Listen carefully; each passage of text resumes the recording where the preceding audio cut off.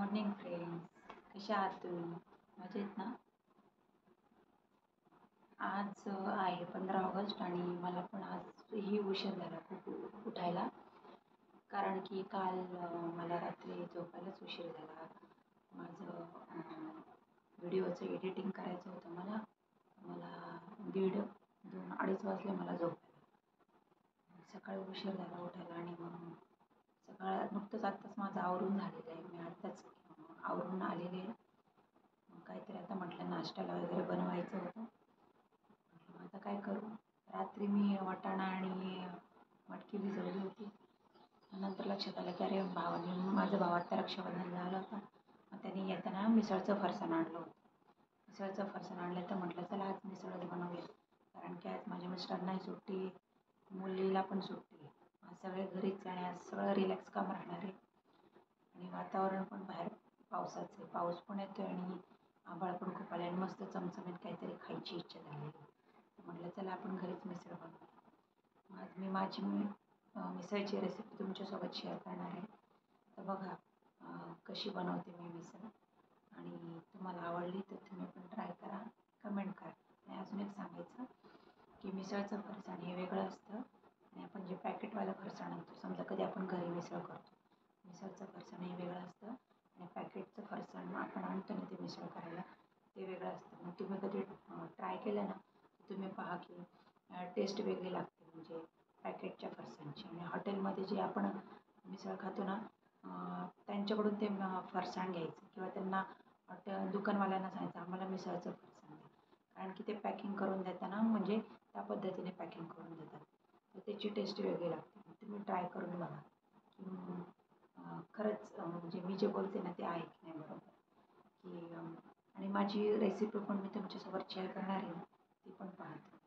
चला भेटूया आपण किचनमध्ये. तोपर्यंत बाय. मिसळ बनवण्यासाठी मी एकाकडे कुकर ठेवला. त्याच्यामध्ये तेल आणि मोहरी टाकली. मोहरी तडतडल्यानंतर मी त्यामध्ये कांदा फ्राय केला आणि कांदा फ्राय झाल्यानंतर थोडीशी हळद टाकून घेतली. हळद वगैरे थोडी टाकल्यानंतर मी हलवून घेतली कारण की खाली लागू नये. नंतर रात्री भिजवलेली मटकी आणि वाटाणे थोडेसे फ्राय केले. फ्राय झाल्यानंतर त्यामध्ये थोडंसं पाणी टाकून इकडे कुकर लावून 1 ते 2 शिट्ट्या मी करून घेतल्या. इकडे कुकर होई तोपर्यंत मी दुसरीकडे कढई ठेवली. त्यामध्ये थोडंसं तेल आणि कांदा फ्राय केला. कांदा फ्राय झाल्यानंतर मी त्याच्यामध्ये थोडंसं लसूण टाकला, अद्रक टाकला आणि तेही छान मस्त फ्राय केले. मग कांदा लाल झाल्यानंतर मी तेही काढून घेतलं आणि खोबरं टाकलं आणि खोबरंही मस्त थोडंसं लालसर मी करून घेतलं. जे आपला जो नेहमी वाटणाचा मसाला असतो तसा मी तो मसाला तयार घेतला. मिक्सरच्या भांड्यामध्ये कांदा, खोबरं, आलं, लसूण आणि थोडंसं टोमॅटोही फ्राय करून मी टाकून घेतलं. त्यात आपले जे रोजचे बेसिक मसाले असतात म्हणजे गरम मसाला, मिरची पावडर, कांदा लसूण मसाला, हळद, धणा पावडर हे सगळं टाकून घेतलं. मग मसाला वाटून झाल्यानंतर कढईमध्ये मी परत तेल ठेवलं आणि त्या तेलामध्ये जो वाटलेला मसाला तो टाकून थोडासा लालसर केला.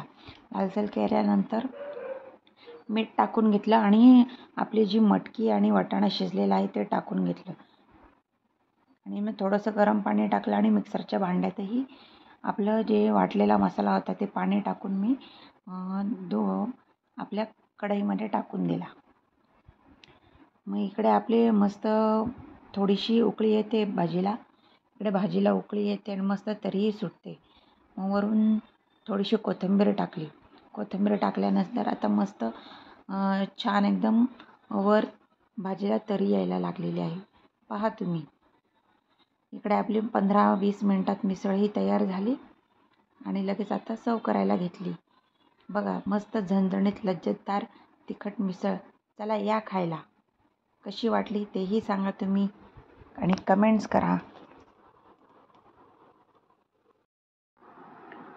माझे मिस्टर आणि माझी मुलगी पणजीला गेले आत्ताच कारण की आज जन्माष्टमी आहे ना तर रात्री पूजा करावी लागेल त्याचं सामान आणायला.